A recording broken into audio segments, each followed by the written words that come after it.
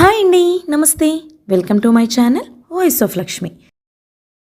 వాణిశ్రీ కలం పేరుతో ప్రసిద్ధి చెందిన ప్రముఖ సీనియర్ రచయిత సిహెచ్ శివరామప్రసాద్ గారు రచించిన రాక్షస వేట అనే ఒక చక్కటి అపరాధ పరిశోధన నవలను ధారావాహికంగా వింటున్నాం కదండి. ఇక 5వ భాగాన్ని మొదలు పెట్టబోయే ముందు మన ఛానల్ ఎవరైనా ఫస్ట్ టైం చూస్తున్నట్లయితే ఛానల్ని తప్పకుండా సబ్స్క్రైబ్ చేయండి. అలాగే నవల నచ్చితే లైక్ చేయటం మర్చిపోకండి. ఇక నవల్లోకి వెళ్ళిపోదామా? గాలికి బెడ్లైట్ ఆరిపోయింది. కిరణ్ విజయను గట్టిగా హత్తుకున్నాడు.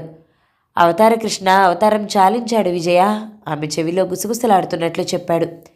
ఐఎమ్ వెరీ వెరీ హ్యాపీ అని విజయ అతన్ని పాములా పెనవేసుకుంది. అతనికి స్వర్గంలో తేలిపోతున్నట్లు అనుభూతి కలిగింది. అప్పటి వరకు అనుభవించిన టెన్షన్ నుంచి రిలాక్స్ అయ్యాడు. మర్నాడు ఉదయం కిరణ్కి మెలకు వచ్చేసరికి 8 దాటింది. విజయ తలదువ్వుకుంటూ కనిపించింది. అతను కళ్ళు తెరవటం చూసి నవ్వింది. మీ ఫ్రెండ్ని ఎవరో మర్డర్ చేశారట అంది.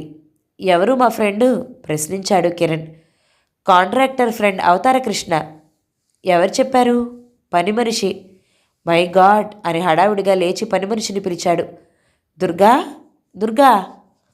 ఏంటయ్య గారు అని వచ్చింది పని మనిషి. అవతార కృష్ణని చంపేశారా?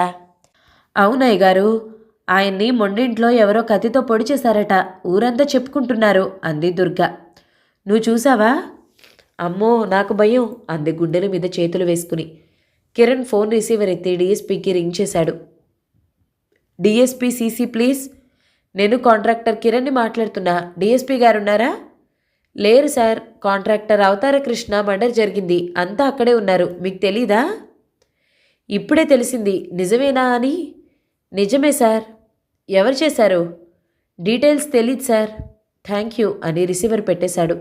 త్వరగా డ్రెస్ చేసుకుని కారులో ఫాతిమా ఇంటికి బయలుదేరాడు. దూరం నుంచే జనం ప్రవాహంలా కనిపిస్తున్నారు.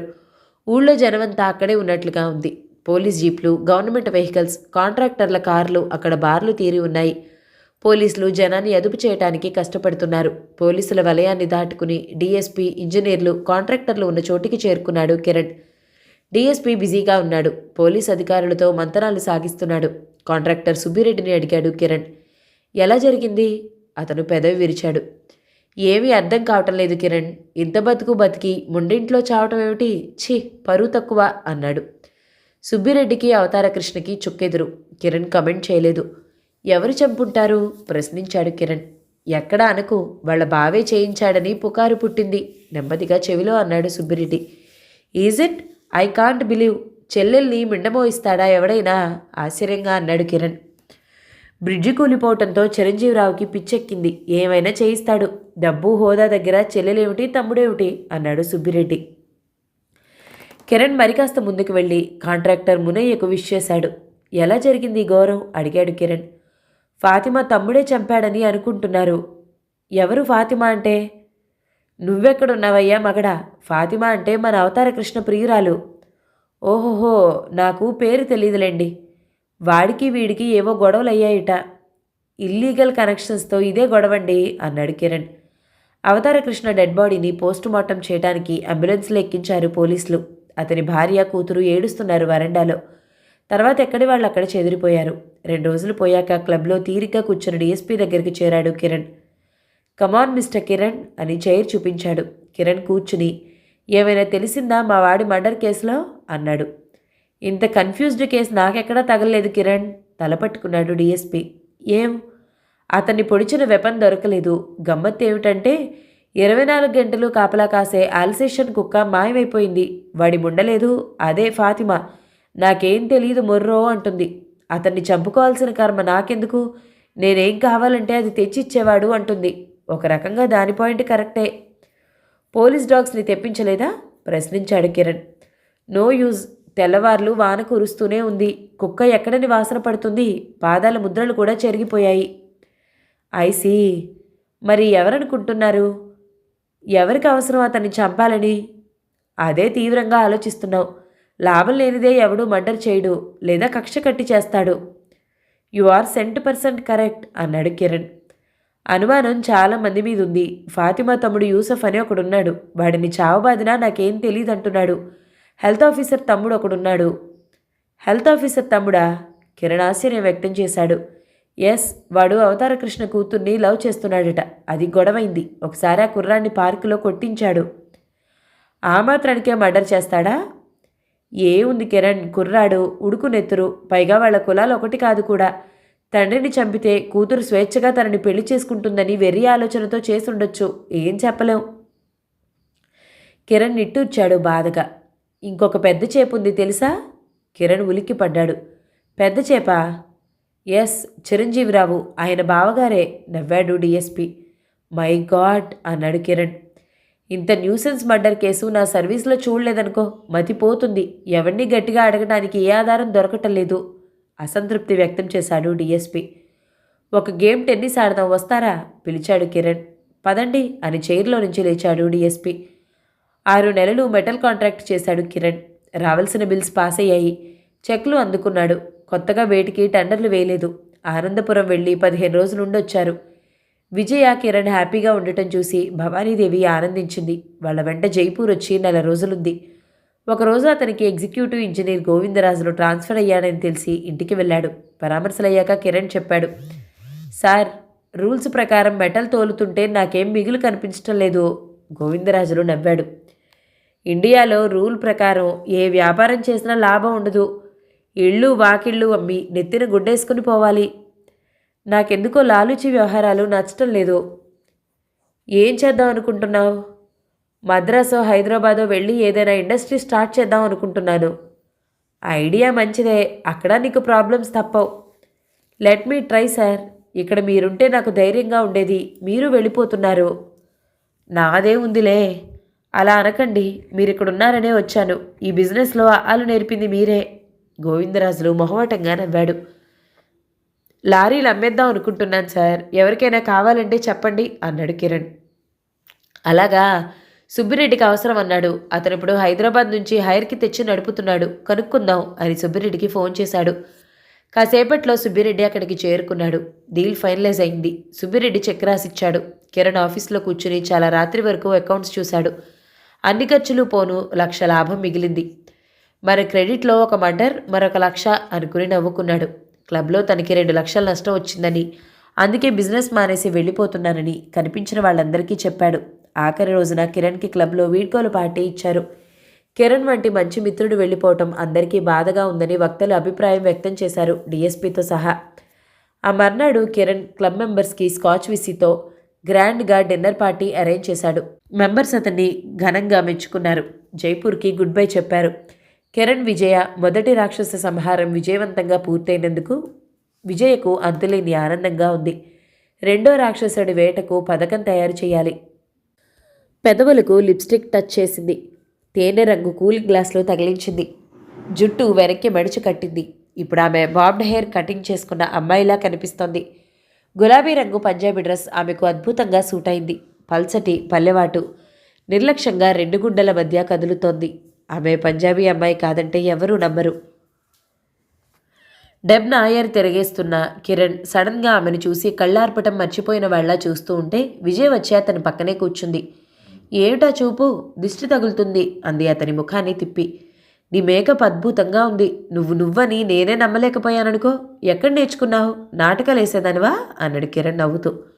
అంత బాగుందా అందామె మందహాసం చేస్తూ. మార్వలెస్ అంటూ ఆమె ముఖాన్ని చేతిలోకి తీసుకున్నాడు. పెదవులకు పెదవులు కలపబోతుంటే డోంట్ బి సిల్లీ, లిప్స్టిక్ చెరిగిపోతుంది అంది విజయ. పర్వాలేదు, మళ్ళీ వేసుకోవచ్చు, ముద్దొచ్చినప్పుడే పెట్టుకోవాలి అన్నాడు. విజయ అతన్ని నెట్టి లేచి నిల్చుంది. వెళ్ళొస్తాను అంది హ్యాండ్ బ్యాగ్ తీసుకుని. Wish you best of luck నవ్వాడు. విజయ రోడ్డు మీదకొచ్చింది. ఆటోలో ఎక్కి కూర్చుని అడ్రస్ చెప్పింది. అడ్వాన్ అడ్వర్టైజర్స్ ఆఫీస్ ముందు ఆటో దిగింది. ఆఫీస్లోకి వెళ్ళి మేనేజర్ రూమ్లోకి వెళ్ళింది. వెల్కమ్ మేడం అన్నాడు మేనేజర్ చిరునవ్వుతో. విజయ కూర్చుంది. హ్యాండ్ బ్యాగ్లో నుంచి కవర్ తీసింది. ఈ ఫోటోలో ఉన్నది మా అంకుల్, చనిపోయాడు, పేపర్లో వేయించాలని వచ్చాను అంది. అతను కవర్ అందుకుని ఫోటో తీసి చూశాడు. ఏ పేపర్లో వేయాలంటారు? అన్ని తెలుగు పేపర్లలో చెప్పింది విజయ. అతను ఆశ్చర్యంగా చూశాడు. చాలా అవుతుంది మేడం. No problem. హైదరాబాద్ ఎడిషన్లో వేస్తే సరిపోతుందా? తెలుగు పేపర్లు ఎన్ని ఎడిషన్స్ వేస్తారు? కొన్ని హైదరాబాద్, విజయవాడ ఎడిషన్స్ వేస్తారు. మరికొన్ని హైదరాబాద్, విజయవాడ, విశాఖపట్నం, తిరుపతి ఎడిషన్స్ వేస్తున్నారు. I want to publish in all editions చెప్పింది విజయ. అతను నోరు తెరిచాడు. అన్ని తెలుగు పేపర్లలో కూడానా? ఎస్, అతను ఆశ్చర్యం నుంచి కోలుకోవటానికి కొంచెం సమయం పట్టింది. చెప్పండి, ఏ సైజ్ వేయమంటారు? ఈ ఫోటో ఏ సైజులో ఉంది? అతను స్కేల్తో కొలతలు వేసి 10x12 సైజ్ మేడం అన్నాడు. అదే సైజు వేయించండి. అంత సైజు అవసరమా మేడం? వేయండి, బాగుంటుంది అందామె. అతను కొటేషన్స్ చూసి క్యాలిక్యులేటర్ మీద లెక్కలు వేశాడు. చెప్పండి, ఎంత మీ బిల్? అతను చెప్పాడు. ఆమె హ్యాండ్ బ్యాగ్లో నుంచి డబ్బు తీసి ఇచ్చింది. మ్యాటర్ చెప్పండి మేడం. ఆయన పేరు పశుపతి రాజేంద్ర కుమార్. బిజినెస్ చెప్పండి. చాలా బిజినెస్లున్నాయి, అవన్నీ అనవసరం. చనిపోయిన డేట్, పుట్టినరోజు వేయించండి చాలు అంది విజయ. ఈ సంస్మరణ ఎవరు వేయించారని వేయాలి? బంధుమిత్రులు. దెన్ ఓకే అన్నాడు మేనేజర్. ఇంటర్కమ్లో అకౌంటెంట్ని రమ్మని పిలిచాడు. అతను వచ్చాక డబ్బు అందించి రిసీట్ ఇవ్వమన్నాడు. మేడం, రిసీట్ ఎవరి పేరుతో ఇవ్వమంటారు? నా పేరుతోనే, కేఎస్ రాణి చెప్పింది విజయ. ఏ రోజు పేపర్లో రావాలంటారు? ఈరోజు సోమవారం, శుక్రవారం పేపర్లో వేయించగలరా? నో ప్రాబ్లం చెప్పాడు మేనేజర్. అకౌంటెంట్ రిసీట్ బుక్ తెచ్చి మేనేజర్ ముందు పెట్టాడు. అతను సంతకం చేసి ఆమెకు అందించాడు. డాక్టర్ రాజారాంకి నిద్రలేవగానే పేపర్ చుట్టం అలవాటు. మెయిన్ హెడ్డింగ్ చూస్తాడు. హాట్ న్యూస్ చదివేస్తాడు. హాస్పిటల్కి వెళ్లే లోపల పేపర్ మొత్తం చదవటానికి వీలుండదు. ఉదయం చూడగా మిగిలింది రాత్రికి చదువుతాడు. అలవాటు ప్రకారం పేపర్ చూస్తూ గావకేక పెట్టాడు. పద్మా అంటూ. అతని కేకకు భార్య హడలిపోయి ఏం కొబ్బ మునిగిందో అర్థం కాక కిచెన్లో నుంచి బయటకు పరిగెత్తుకొచ్చింది. చూస్తే ఏమీ కాలేదు. భర్త నిక్షేపంగా ఉన్నాడు. అమ్మయ్య అని గుడ్డల మీద చెయ్యేసుకుని తేలిగ్గా ఊపిరి పీల్చుకుంది. ఏమిటి అంత గట్టిగా కేకపెట్టారు? హడలిపోయాను, గుండె ఆగిపోయింది అంది పద్మావతి. డాక్టర్ రాజారాం మాట్లాడలేదు. ముఖం నల్లబడిపోయింది. పేపర్ అదే పనిగా చూస్తున్నాడు. భర్త మాట్లాడకపోవటంతో ఆమెకు అనుమానం వచ్చింది. పేపర్లో ఏదో దారుణమైన విషయం చూసి అలా అయిపోయాడనుకుంది. రోజు ఎన్నో యాక్సిడెంట్లు, రేపులు, మర్డర్లు జరుగుతూ ఉంటాయి. ఎందరో చేస్తూ ఉంటారు. అందులో ఏం విశేషం ఉంటుంది? ఎవరైనా ఈయన అభిమాన నాయకుడు కానీ, సినిమా నటుడు కానీ హఠాత్తుగా పోయాడా? అలా పోతే రాత్రి టీవీలో న్యూస్ ఐటెంలో చూపించేవారే. పద్మావతి భర్త కేకకు కారణం ఏమై ఉంటుందో ఊహించలేక దగ్గరగా వచ్చింది. ఏం జరిగింది అంది. అతను మౌనంగా పేపర్ ఆమె చేతికి అందించాడు. నాన్నా. ఆమె కుప్పలా కూలిపోయింది సోఫాలో. వెక్కి వెక్కి ఏడవసాగింది. రాజారాం ఆమెను వారించలేదు. కొంతసేపు అలా ఏడిస్తే రిలీఫ్ కలుగుతుంది ఆమెకు. తర్వాత ఓదార్చాడు. చూడు పద్మ, నాకొక విషయం అర్థం కావటం లేదు. మీ నాన్న చనిపోయింది ఆదివారం, ఈరోజు శుక్రవారం. 6 రోజుల తర్వాత సంస్మరణ వేయడం తర్వాతే మనం చూసాం. ఇప్పటి వరకు ఆయన చనిపోయినట్లు మనకు టెలిగ్రామ్ కానీ ఫోన్ కానీ లేదు. అందులోనూ నువ్వు పెద్ద కూతురివి, ఎందుకు ఫోన్ చేసి తెలియచేయలేదంటావు అన్నాడు. పద్మావతి ఏడుస్తూనే అంది. ఇదంతా మావయ్య కుట్ర. ఎవరు? ఆశ్చర్యపోయాడు. దశరథ్ మావయ్య. ఏం, ఆయన ఎందుకు కుట్ర చేస్తాడు? రాజారాంకేమీ అర్థం కాలేదు. ఎందుకేమిటండి, నాన్నకి మగపిల్లలు లేరు కదా, ఆస్తి మొత్తం కాజేయాలని కుట్ర పన్నుతున్నాడు. మనల్ని దూరంగా ఉంచుతున్నాడు. దుర్మార్గుడండి వాడు. ఎంత దారుణం కాకపోతే తండ్రి చనిపోతే పిల్లలకి తెలియపరచకుండా దహనం చేస్తాడా? పద్మావతి ఏడుస్తూనే మేనమామను నోటుకొచ్చినట్లు తిడుతుంది. రాజారాంకి అసలు సంగతి ఏమీ అర్థం కావటం లేదు. ఆస్తి సంగతి తర్వాత, ముందు కర్టసీ సేక్ పిల్లలకి తెలియపరిచి పిలిపించాలి కదా, లేకపోతే లోకం ఆడిపోసుకోదు. అదే మాట భార్యతో అన్నాడు. పద్మావతి విరుచుకుపడింది. దీన్ని బట్టి వాడి కుట్ర తెలియటం లేదా? మనల్ని పిలిపిస్తే ఆస్తి గురించి ఆరా తీస్తామని వాడి భయం. ఈ పాటికి వాడు విల్లు రాయించుకుని ఉంటాడు. అంత కాజేసి ఉంటాడు. పోతే పోనీ వెధవాస్తి, దాని గురించి బాధలేదు. కడసారి చూపులు దక్కనీయకుండా ఎందుకు చేశాడా అని ఆలోచిస్తున్నాను అన్నాడు రాజారాం. పద్మావతికి కాలు చెయ్యి ఆడటం లేదు. రాజారాం అన్నాడు. ఈ ఫోటో చూసావా? ఏమీ దొరకనట్లు ఎప్పటిదో 20 ఏళ్ల నాటిదై ఉంటుంది. దాన్ని వేయించాడు. నేను మొదట చూసి ఎవరోలే అనుకున్నాను. మా నాన్నను చెవిరి చూపులు దక్కకుండా చేశాడు. వాడు నాశనం అయిపోతాడు. కుక్కచావు చేస్తాడు. మనిషిని పంపించిన గుంటూరు ఎంతసేపట్లో వస్తాడు? సర్కారు ఎక్కితే తెల్లవారిలోగా దిగేవాడు. పద్మావతి ఏడుస్తూనే అంది. ఊరుకో పద్మ, అయిపోయిన దానికి ఏం చేస్తాం? ఇప్పుడు ఏం చేయాలో తోచడం లేదు. చెప్పు, ఏం చేద్దాం? మద్రాస్ వెళ్దామా అడిగాడు రాజారాం. మా చెల్లెలికైనా కబురు చేశారో లేదో, అది వెళ్ళిందో లేదో నాకేం తోచడం లేదండి. మీరే ఏదైనా చెయ్యండి. దగ్గరలో గుంటూరులో ఉన్న నీకే కబురు చేయకపోతే ఎక్కడో ఢిల్లీలో ఉన్న మీ చెల్లెల్ని పిలిపిస్తారంటావా అన్నాడు రాజారావు. పద్మావతి ఏడుస్తూనే ఉంది. రాజారాం లేచి, మనం వెళ్తేనే బాగుంటుంది పద్మ, నువ్వు లేచి బట్టలు సర్దుకో, డ్రైవర్కి కబురు పెడతాను అన్నాడు. స్రవంతి డ్రెస్సింగ్ చేసుకుంటూ ఉండగా కాలింగ్ బెల్ మోగింది. ఆమె అల్లుకుంటున్న జడ వెనక్కి నెట్టి ఆదుర్దాగా తలుపు దగ్గరికెళ్ళింది. 2 రోజుల తర్వాత డ్యూటీ నుంచి తిరిగొస్తున్నాడు శివరాం. తనని చూస్తూనే అల్లుకుపోతాడు. చేసుకున్న అలంకరణ అంతా వృధా, మళ్ళీ మొదలు పెట్టాల్సిందే. స్రవంతి హృదయం ఉప్పొంగింది శివరాంని తలుచుకోగానే. తలుపు తీసి చూస్తే నిరాశ కలిగింది. వచ్చింది శివరాం కాదు, మిసెస్ సురేష్ కుమార్. హాయ్ స్రవంతి. హాయ్, ఇంకా తయారు కాలేదా అందామె. అవుతూ ఉన్నాను, శివరాం వస్తాడేమోనని ఎదురు చూస్తున్నాను. డ్యూటీ దిగుంటాడు ఈ పాటికి. మిసెస్ బెనర్జీ ఎదురు చూస్తూ ఉంటుందేమో, ముందుగా రమ్మని మరీ మరీ చెప్పింది. పార్టీ ఎప్పుడో ఈవినింగ్ కదా, ఇప్పుడు ఇంకా 11 కాలేదు. మనం క్లోజ్గా మూవ్ అయ్యే వాళ్ళం కూడా గెస్టుల్లాగా ఈవినింగ్ వెళ్తే బాగుంటుందా? మనకి లంచ్ కూడా అక్కడే అరేంజ్ చేస్తున్నానని మరీ మరీ చెప్పింది.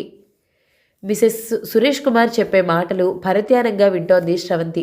ఏ క్షణంలోనైనా శివరాం వస్తాడని ఆమె నమ్మకం. హాల్లో ఉన్న ఫోన్ మోగింది. స్రవంతి మిర్రర్ ముందు నుంచి కదల్లేదు. మిసెస్ సురేష్ కుమార్ వెళ్ళి రిసీవర్ ఎత్తింది. Hello, who is speaking please? Suchitra Banerjee. I want Sravanthi. May I know your good name please? నేనే మిసెస్ సురేష్ కుమార్. అక్కడేం చేస్తున్నావు? ఇక్కడ బోర్ కొట్టి చేస్తున్నాను. స్రవంతి, నువ్వు వెంటనే రండి. అలాగే అలాగే, నాదేం ఆలస్యం లేదే బాబు. స్రవంతి డ్రెస్అప్ అవుతుంది. మిస్టర్ శివరాం వస్తాడేమోనని ఎదురు చూస్తుంది. ఎవరే అని కేక పెట్టింది స్రవంతి. ఇంకెవరు, సుచిత్ర. ఇంకా రాలేదేమని కంగారు పడుతుంది చెప్పింది మిసెస్ సురేష్ కుమార్.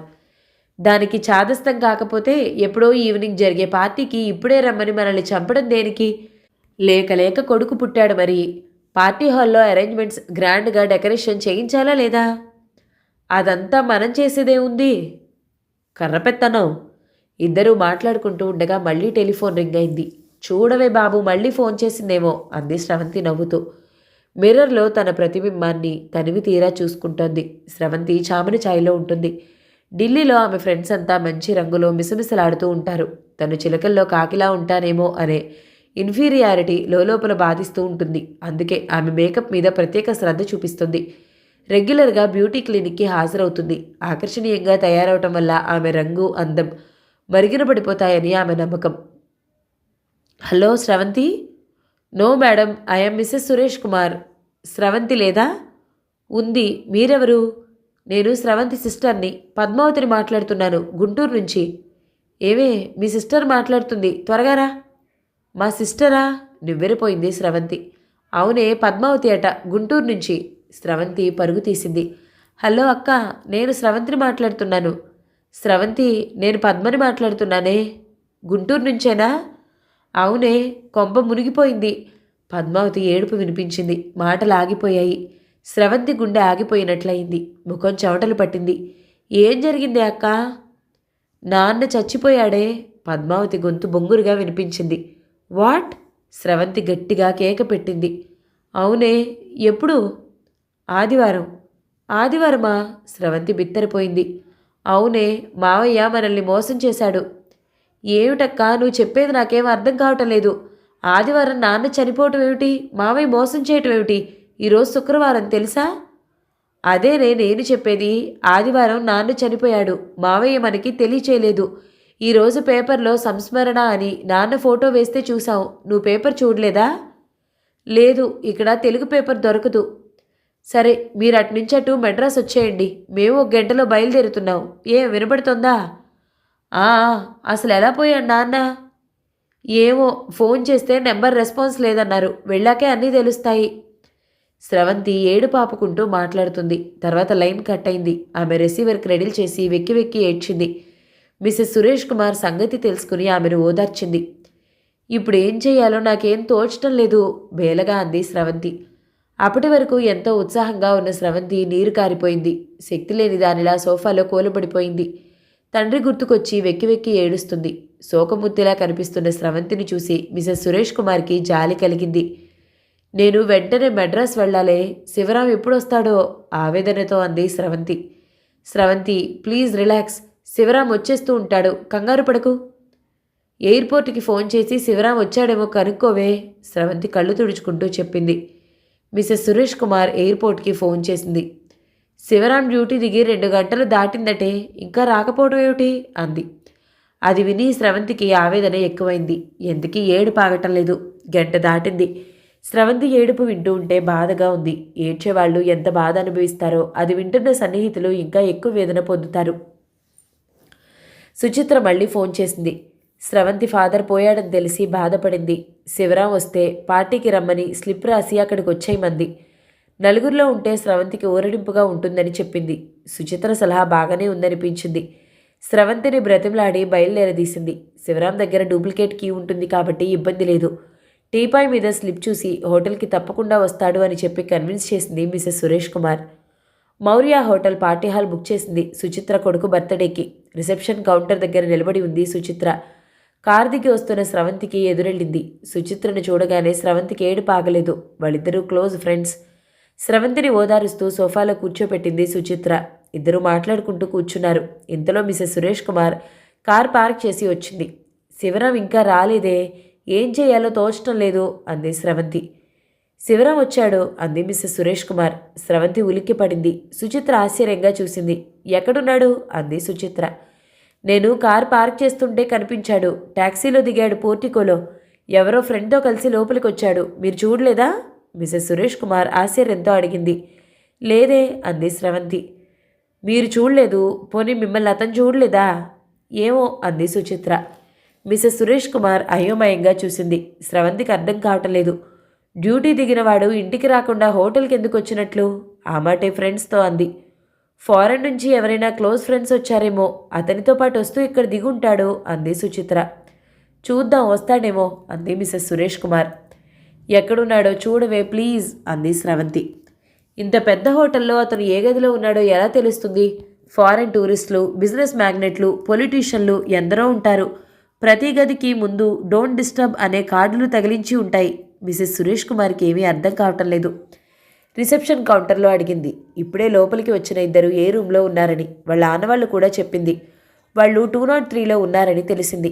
శివరాం 203లో ఉన్నాడే చెప్పింది మిసెస్ సురేష్ కుమార్. ఇంకేం మరి, వెళ్ళి విషయం చెప్దాం. వెంటనే మెడ్రాస్ వెళ్ళాలి కదా పాపం అంది సుచిత్ర. వస్తాడు కదా, ఇక్కడే కూర్చుందాం అంది మిసెస్ సురేష్ కుమార్. ఎప్పటికొస్తాడో వెంటనే చెప్తే మంచిది. ఇమీడియట్గా ఏదైనా ఫ్లైట్ ఉందేమో అంది సుచిత్ర. మిసెస్ సురేష్ ఎందుకు మౌనంగా ఉందో ఇద్దరికీ అర్థం కాలేదు. స్రవంతికి మనసు కలుక్కుమంది. సర్లేవే, నేనే వెళ్ళి చెప్తాను అంది స్రవంతి సోఫాలో నుంచి లేచి నిలబడి. ఎందుకు, నేను వెళ్ళి చెప్తాలే అంది మిసెస్ సురేష్ కుమార్. ఆమె గొంతులో ఎందుకో కంగారు ధ్వనించింది.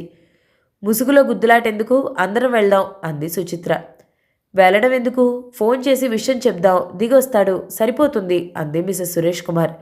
ఇంతలోకి మళ్ళీ ఫోన్ ఎందుకు, లిఫ్ట్లో ఎంతసేపు వెళ్తాం, సెకండ్ ఫ్లోర్లోనే ఉంది 203 అంది సుచిత్ర. ముగ్గురు లిఫ్ట్ దగ్గరికి వెళ్లారు. సెకండ్ ఫ్లోర్లో దిగారు. 203 రూమ్ ముందు డోంట్ డిస్టర్బ్ కార్డు కనిపించింది. మిసెస్ సురేష్ దిక్కులు చూస్తుంది. స్రవంతి ఏమీ తోచని దానిలా వాళ్ళ ముఖాల్లోకి చూసింది. సుచిత్ర తలుపు మీద చేయి వేసింది. తలుపు తెరుచుకోగానే శివరాం ముఖం కనిపించింది. తలుపు తట్టిన వాళ్ళని తిట్టాలనుకున్న అతని నోరు అలా ఆశ్చర్యంతో తెరుచుకుపోయింది. అతను మొలకు చుట్టుకున్న టర్కీ టవల్ తప్ప శరీరం మీద ఏ ఆచ్ఛాదన లేదు. మీరు మీరు అని తత్తరపడ్డాడు. బిత్తరు చూపులు చూశాడు. సుచిత్ర వెంట అంతా లోపలికి నడిచారు. బెడ్ మీద ఉన్న విదేశీ యువతి వాళ్ళని చూసి తన నగ్న శరీరాన్ని కప్పుకోవటానికి బెడ్షీట్ అందుకుంది. రివాల్వింగ్ చైర్లో అసహనంగా కదులుతున్నాడు రాజేందర్ ప్రసాద్. ఉదయం 7 గంటల నుంచి ఎన్ని ఫోన్ కాల్స్ వస్తున్నాయో లెక్కలేదు. ప్రసాద్ ఇండస్ట్రీస్ మెడ్రాస్లో ఉన్న డిస్ట్రిబ్యూటర్స్, స్టాకిస్టులు, వ్యాపార ప్రముఖులు, ఫ్రెండ్స్ ఫోన్ చేసి విసిగిస్తున్నారు. దేశవ్యాప్తంగా ఉన్న డిస్ట్రిబ్యూటర్స్ ట్రంక్ కాల్స్ చేసి ఎస్టీడీలోనూ మాట్లాడుతున్నారు. నేను బ్రతికే ఉన్నాను మొర్రో అని చెప్తున్నా నమ్మటం లేదు. తెల్లవారి రిలీజ్ అయిన అన్ని తెలుగు పేపర్లలోనూ రాజేంద్ర ప్రసాద్ ఆదివారం నాడు చనిపోయాడని ఫోటోతో సహా బంధుమిత్రుల పేరిట వేసిన ప్రకటన సంచలనం కలిగించింది. కాస్తా కూస్తా ప్రకటన కాదు, 1/2 పేజీలో ప్రముఖంగా వేశారు. కాదు, వేయించారు. ఎవరు? వేలు ఖర్చు పెట్టి ప్రకటన వేయించిన వారెవరు? అందువల్ల వాళ్ళకేం లాభం? రాజేందర్ ప్రసాద్ బుర్ర బద్దలైపోతోంది. అతనికి భార్య లేదు, 3 కూతుళ్ళు, 2కి పెళ్ళైపోయింది. ఆఖరి అమ్మాయి BE ఎలక్ట్రానిక్స్ చదువుతుంది. ప్రసాద్ ఇండస్ట్రీస్ తయారు చేసే ఎలక్ట్రానిక్స్ మార్కెట్లోకి మంచి పేరుంది. ఫ్యాన్స్, కుట్టు మిషన్స్, హీటర్స్, మిక్సీలు, హాట్ కేక్స్లా అమ్ముడవుతున్నాయి. దేశవ్యాప్తంగా డీలర్లున్నారు. విదేశాలకు ఎగుమతులున్నాయి. తెలిసినంత వరకు శత్రువులు కూడా ఎవరూ లేరు. తనని అపఖ్యాతి పాలు చేయటానికి ఎవరు చేశారు ఈ పని? బజర్ నొక్కగానే లోపలికి వచ్చిన అటెండర్ ఖాళీ అయిన గ్లాస్లోకి రాయల్ సెల్యూట్ విస్కీ నింపి ఐస్ క్యూబ్స్ వేశాడు. ఖాళీ ప్లేట్లో జీడిపప్పు పోశాడు. ఫోన్ రింగ్ అయింది. అతను రిసీవర్ ఎత్తి కోపంగా అన్నాడు, రీటా, ఎవరితోనూ మాట్లాడని చెప్పాను, గుర్తులేదా? Don't disturb me. Sir, Andhra home minister phone చేశారు. పేపర్ ప్రకటన ఫాల్స్ అని చెప్పాను. ఆయన నమ్మటం లేదు. మీతో మాట్లాడాలని పట్టుబడుతున్నారు. మీరు ఆయన బెస్ట్ ఫ్రెండ్ అని చెప్తున్నారు, చెప్పింది రీటా. అన్నాడు అయిష్టంగానే. లైన్లోకి వచ్చాడు Kautilyarao. Hello Rajendra Prasad. Yes speaking. నేను రా కౌటిల్యరావుని. బాగున్నావా? నా బాగు సరే. పేపర్లో నువ్వు చచ్చిపోయావని వేశారేమిటి? ఎవరేశారు? సరదాగా నువ్వే వేయించుకున్నావా? ఏడ్చావు. ఎవడు వేయించాడో తెలియక నేను చస్తుంటే నేను సరదాగా వేయించుకున్నానంటావేమిటి? లేకపోతే అంత పెద్ద ఫోటో డబ్బిచ్చి మరీ ఎవరు వేస్తారు? నెహ్రూ గారు పోయినప్పుడు కూడా పేపరోళ్ళు అంత పెద్ద ఫోటో వేయలేదు. నీ జోక్ సరే గాని బాగా సంపాదిస్తున్నావా? నా ముఖం సంపాదన. ఏ ఊళ్ళో ఎవడు దేన్ని రేప్ చేసినా, ఏ పోలీస్ స్టేషన్లో లాకప్లో మరణం జరిగినా, ఎక్కడ బందిపోట్లు దోచుకున్నా హోమ్ మినిస్టర్ని రాజీనామా చేయాలని గొడవ చేస్తూ ఉంటారు అపోజిషన్ వాళ్ళు. సొరకాయలు కొయ్యకు. ఎస్ఐని వేస్తే 25,000, సీఏని ట్రాన్స్ఫర్ చేస్తే 50,000 సంపాదిస్తున్నామని పేపరోళ్ళు తెగరాస్తూ ఉంటే రామరామ అంటావేమిటి? వాళ్ళేం రాసుకుంటే నాకేం? ఏనుగు పోతుంటే కుక్కలు మురుగుతాయంట. లెక్క చేసేదెవడు కానీ నీ బిజినెస్ బాగుందా? బాగానే ఉంది. ఆ మధ్య మా వాడికి కోయంబత్తూరు నుంచి ఏదో సంబంధం ఉందని చెప్పావు. మళ్ళీ రాలేదేం? ఏమైంది? నేనా? మీ వాడికి కోయంబత్తూరులో సంబంధం ఉందన్నానా? భలేవాడివిరా, ఆశ్చర్యపోయాడు రాజేంద్ర ప్రసాద్. నువ్వు హైదరాబాద్ వచ్చినప్పుడు చెప్పావు కదరా, లాడ్జీలో దిగానన్నావు, సాయంకాలం 6ంటికి వస్తానన్నావు. మళ్ళీ అడ్రస్ లేవు. నాకు తీరిక లేక తర్వాత ఆ విషయం పట్టించుకోలేదు. ఏడ్చినట్టుందిరా. నేను హైదరాబాద్ వచ్చి 2 ఏళ్ళయింది. ఆ రాజేంద్ర ప్రసాద్ ఎవడో, నేను మాత్రం కాదు. నువ్వు కాక నన్ను ఒరే అని పిలిచే రాజేంద్ర ప్రసాద్ ఇంకెవడున్నాడ్రా? ఏమో, నీకే తెలియాలి. హోమ్ మినిస్టర్వి కదా, సిఐడీలని పంపి ఎంక్వైరీ చేయించు, నవ్వాడు రాజేంద్ర ప్రసాద్. గమ్మత్తుగా ఉందే. అన్నట్లు నీకు తెలుసా, మన వాడు అవతార కృష్ణని ఎవరో మర్డర్ చేశారు. Is it? అవునరా, ఇప్పుడు జ్ఞాపకం వచ్చింది. నువ్వు హైదరాబాద్ వచ్చినప్పుడు వాడి అడ్రస్ అడిగావు. నేను తెలీదని చెప్పాను. అబ్బా, నేను కాదురా బాబు, వాడెవడో. ఏమో, నాకు వండర్గా ఉంది ఇదంతా. వాడెక్కడున్నాడు? ఎవడు మర్డర్ చేశారు? జైపూర్లో డ్యామ్ కడుతున్నారు తెలుసుగా, అక్కడ వీడు కాంట్రాక్టర్ అట. అర్ధరాత్రి మొండ ఇంట్లో ఉండగా ఎవరో మర్డర్ చేశారట. అయ్యయ్యో, పేపర్లో చూసి స్టన్ అయిపోయాను. మన క్లోజ్ ఫ్రెండ్ వాడు. తలకు దిక్కు అయిపోయాం. ఇంతకీ ఎవరు మర్డర్ చేశారు వాడిని? ఎంతవరకు తెలీదు. ఒరేయ్, చాలా షేమ్గా ఉందిరా వినటానికి. హోమ్ మినిస్టర్వి, ఆ మాత్రం తెలుసుకోలేకపోయావా? భలేవాడివే. పేపర్లో చూసి వెంటనే డీజీపీని పిలిపించి చెప్పాను, వెంటనే హంతకుడెవడో పట్టుకోమని. పాపం ఆయనేం చేస్తాడు? ఆ రేంజ్ డీఐజీ గట్టిగా చెప్పాడు. స్వయంగా చూడమన్నాడు. ఎస్ఐ కూడా స్పాట్కి వెళ్ళి ఎంక్వైరీ చేశాడు. కేసు చాలా గమ్మత్తుగా ఉంది. ఫాతిమా అని వాడికి. దాన్ని అనుమానించడానికి వీల్లేదట. మనవాడు పోషిస్తున్నాడు. అన్నం పెట్టేవాడిని అది ఎందుకు చంపుతుంది? దాని తమ్ముడిని అనుమానిస్తున్నారు. వాడి కూతురు లవ్ అఫేర్లో ఒకడిని సస్పెక్ట్ చేస్తున్నారు. వాళ్ళ బావ మీద కూడా అనుమానం ఉందట. అయితే ఈ కేసు తేలేదు కాదులే, అన్నాడు రాజేంద్ర ప్రసాద్. ఇంతకీ నువ్వు చచ్చిపోయావని పేపర్లో వేయించింది ఎవరట? మా బామ్మర్ది స్వయంగా తిరుగుతున్నాడు పత్రికా ఆఫీసుల చుట్టూ. కనుక్కుని రాస్తాడు. హైదరాబాద్లో నువ్వు కూడా ఎంక్వైరీ చెయ్యి. ప్రకటన ఎవరు వేశారో తెలుస్తుంది. ఓకే, ఉంటాను. చూసి చాలా రోజులైంది. మెడ్రాస్ వచ్చినప్పుడు ఇంటికి రా. అలాగే. నువ్వు ఇక్కడికి రావటం లేదా? లేదురా, తీరికేది. Okay, good bye. Rajendra Prasad రిసీవర్కి రెడీలు చేసేసరికి ఎదురుగా దశరథ్ కూర్చుని ఉన్నాడు. ఏరా, కనుక్కున్నావా? ప్రకటన ఇచ్చింది ఎవరో అమ్మాయిట బావా. అమ్మాయా? ఆశ్చర్యపోయాడు. కేఎస్ రాణి. ఆ అమ్మాయి కూడా పత్రికల ఆఫీస్కి వచ్చి ఇవ్వలేదట. అడ్వాన్స్ అడ్వర్టైజర్ ద్వారా ప్రకటన పంపిందట, చెప్పాడు దశరథ్. కేఎస్ రాణి ఎవర్రా? నాకెవరూ గుర్తు రావటం లేదు. నీకేమైనా జ్ఞాపకం ఉందా? లేదు బావా, అన్నాడు దశరథ్. వండర్ఫుల్గా ఉందే. నేను చచ్చిపోయానని 1000 ఖర్చు పెట్టి ప్రకటన ఎందుకు ఇచ్చినట్లు? వాళ్ళకేమి లాభం? అందులోనూ అమ్మాయి. రాజేంద్ర ప్రసాద్ మత్తు దిగిపోతున్నట్లుగా ఉంది. సీసా ఎత్తి గ్లాస్ నింపుకున్నాడు. ఫోన్ మోగింది. దశరథ్ రిసీవర్ ఎత్తాడు. అలాగా, చెప్తాలే అని ఫోన్ పెట్టేశాడు. గుంటూరు నుంచి పద్మ వాళ్ళు వచ్చారట, అన్నాడు దశరథ్. రాజేంద్ర ప్రసాద్కి నవ్వొచ్చింది. తను చచ్చిపోయాడని కూతురు అల్లుడు వచ్చారన్నమాట. ఇప్పుడు ఏం చేద్దాం ప్రశ్నించాడు రాజేంద్ర ప్రసాద్. కౌంటర్ వేద్దాం పేపర్లో. ఏమని? నేను బ్రతికే ఉన్నాననా? నవ్వాడు. అవును. వేయకపోతేనే ఇలాగే ఫోన్లు కండోలెన్స్ టెలిగ్రామ్స్ వస్తూ ఉంటాయి, చుట్టాలు దిగుతూ ఉంటారు అన్నాడు దశరథ్. నేను బ్రతికుండగా చచ్చారని పేపర్ వాళ్ళు వేసినందుకు పరువు నష్టం దావా వేయొచ్చా? ఎవరి మీద? పేపర్ వాళ్ళ మీద. ఎలా? వాళ్ళేం వార్త కాదుగా వేసింది, ప్రకటన. డబ్బిస్తే వేశారు, దానికి వాళ్ళకేం బాధ్యత ఉంటుంది? డబ్బిస్తే మాత్రం బ్రతికున్న వాళ్ళు చచ్చారని ఎలా వేస్తారు అన్నాడు రాజేంద్ర ప్రసాద్. వాళ్ళకేం తెలుస్తుంది, ఇలా అని వాళ్ళు ఊహించలేరుగా అన్నాడు దశరథ్. మన లాయర్ని కన్సల్ట్ చేయి, ఏమంటాడో చూద్దాం అన్నాడు రాజేంద్ర ప్రసాద్. దశరథ్ తలూపి వెళ్ళిపోయాడు. ఫోన్ రింగ్ అయింది. సార్, మీ చిన్నల్లుడు ఎయిర్పోర్ట్ నుంచి ఫోన్ చేస్తున్నారు, వారికి కారు పంపాలంట చెప్పింది రీట. వెంటనే పంపండి చెప్పాడు రాజేంద్ర ప్రసాద్. అతను తల వెనక్కి వాల్చి కళ్ళు మూసుకున్నాడు. ఉదయం నుంచి అంతా గమ్మత్తుగా ఉంది, థ్రిల్లింగ్గా కూడా ఉంది. ఎవరో అమ్మాయి తను చచ్చిపోయినట్లు ప్రకటన ఇవ్వటం ఏమిటి? ఎన్ని వేలు ఖర్చు పెట్టిందో. ఎవరా కేఎస్ రాణి? తన ఫోటో ఆమెకి ఎక్కడి నుంచి వచ్చింది?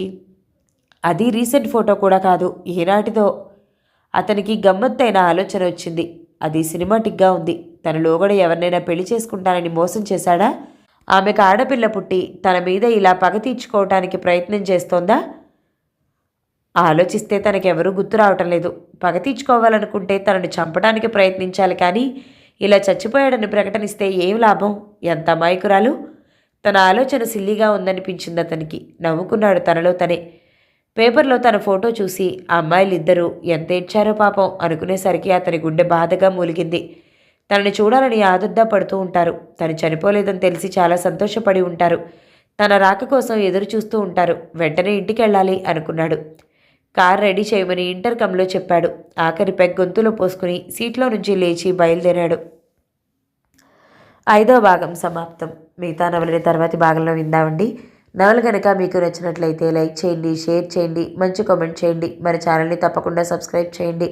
తర్వాతి భాగంలో మళ్ళీ కలుద్దాం. అంతవరకు సెలవు మరి. Thank you so much for watching. నమస్తే.